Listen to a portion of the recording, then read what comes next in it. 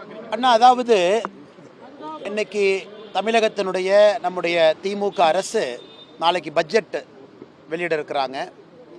அதில் இன்னைக்கு முன்னோட்டமாக முதலமைச்சருடைய அலுவலகத்திலிருந்தே 2024 நாங்கள் பார்த்தீங்கன்னா இந்திய ரூபாயினுடைய அந்த சிம்பல் அதை வச்சு பண்ணணும். இந்த முறை நம்முடைய தமிழ் எழுத்து ரூபாய் அதனுடைய ரூவை வச்சு நாம் பண்ணியிருக்கோம் அப்படின்னு.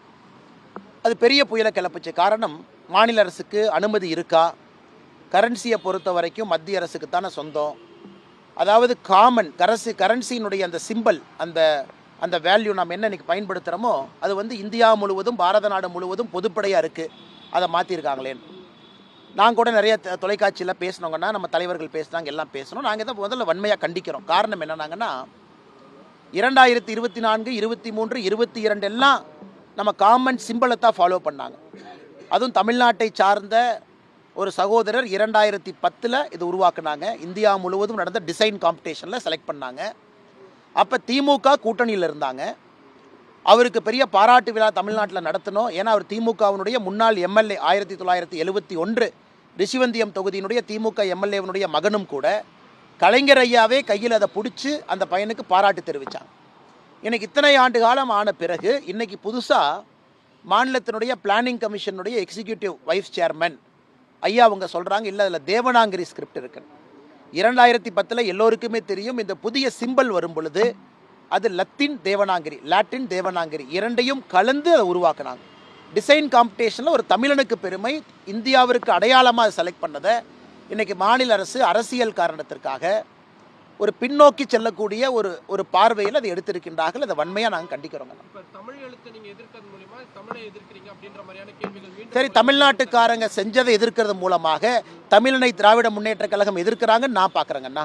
ஒரு தமிழ்நாட்டை சார்ந்த இளைஞன் இத்தனை பேர் சப்மிட் பண்ணதில் அவருடைய சிம்பல் செலக்ட் ஆகிருக்கு. தமிழனாக நான் பெருமைப்படுகின்றேன். அதை எதிர்ப்பதன் மூலமாக தமிழனையும் தமிழ்நாட்டையும் திராவிட முன்னேற்ற கழகம் எதிர்ப்பதாக நாங்கள் பார்க்கின்றோம்.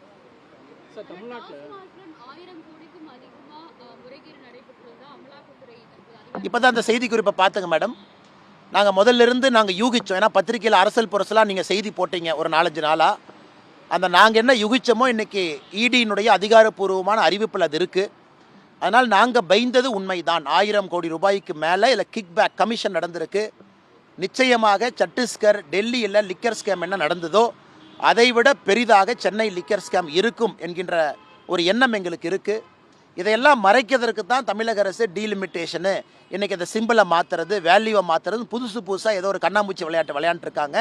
இது நிச்சயமாக வருகின்ற நாட்களில் இது பூதாகரமாக மாறும். முதலமைச்சருடைய நேரடி பார்வையில் இருக்குது. அந்த டாஸ்மார்க் துறையினுடைய அந்த அமைச்சர் இப்போ தான் சிறைக்கு போயிட்டு வெளியே வந்தார். வந்த பிறகு மறுபடியும் இது போன்ற நிகழ்வு நடந்திருக்குன்னா முதலமைச்சர் அவர்கள் தமிழக மக்களுக்கு பதில் சொல்ல கடமைப்பட்டிருக்கின்றார். தமிழ்நாட்டில் என்ன நடக்குது, டாஸ்மாகில் என்ன நடக்குது, 1000 கோடி ரூபாய்க்கு மேலே கிக்பேக், இது கமிஷன் ஊழல் என்று சொல்வதை விட இதில் கிக்பேக் நடந்திருக்கு. டாஸ்மார்க்கை முறையாக பயன்படுத்தாமல், லிக்கர் கம்பெனியை முறையாக பயன்படுத்தாமல், ஃபேக்கான சீல் வச்சு பிளாக் மார்க்கெட்டில் தனியாக கலால் சுங்கவரிக்கு உட்படாமல் வெளியே கொண்டு வந்து இவ்வளவு பெரிய மோசடியாக அரங்கேற்றிருக்கிறாங்க. முதலமைச்சர் இதற்கு பதில் சொல்ல வேண்டிய கட்டாயம் இருக்குது. பதில் சொல்வாரான்னு பார்ப்பங்கண்ணா.